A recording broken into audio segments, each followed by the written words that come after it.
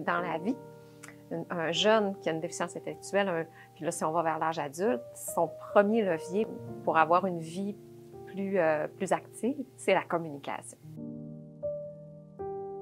Donc, quand la classe ordinaire est possible, on va toujours favoriser de le maintenir. On a plusieurs exemples de jeunes qu'on a continué d'accompagner en classe ordinaire, principalement au primaire. C'est un contexte qui est favorable. C'est plus facile d'aménager nos environnements pour que le jeune puisse cheminer, même s'il n'est pas au même niveau que les autres. On va lui offrir des contextes qui vont l'aider à favoriser sa communication, son interaction avec les autres, sa façon d'aborder l'environnement pour apprendre. On rencontre nos partenaires de la santé, ils nous présentent les situations d'élèves et là, on va analyser selon les besoins de l'enfant.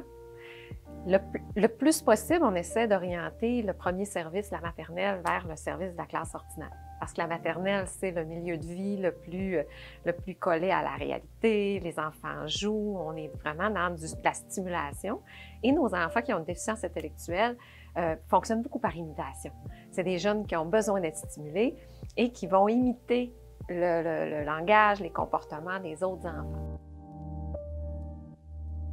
Un service au primaire pour nos jeunes à l'école André Gagnon et on a un service au secondaire au centre ressources où là, on va aménager un milieu de vie qui va permettre aux élèves de s'épanouir, de développer leurs compétences, mais là, dans une pédagogie adaptée, dans un contexte de vie. Là, notre classe à André Gagnon, on a une petite cuisinette, on a un endroit pour la psychomotricité, on a des aires de vie dans la classe qui vont permettre aux enfants de se développer.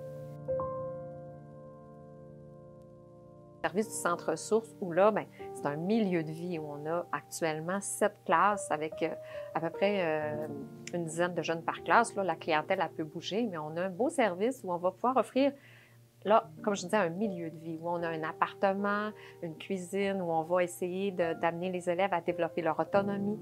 Donc, notre intention, c'est de les mettre dans des contextes qui vont ressembler à ce qu'ils vont avoir à vivre dans leur vie d'adulte.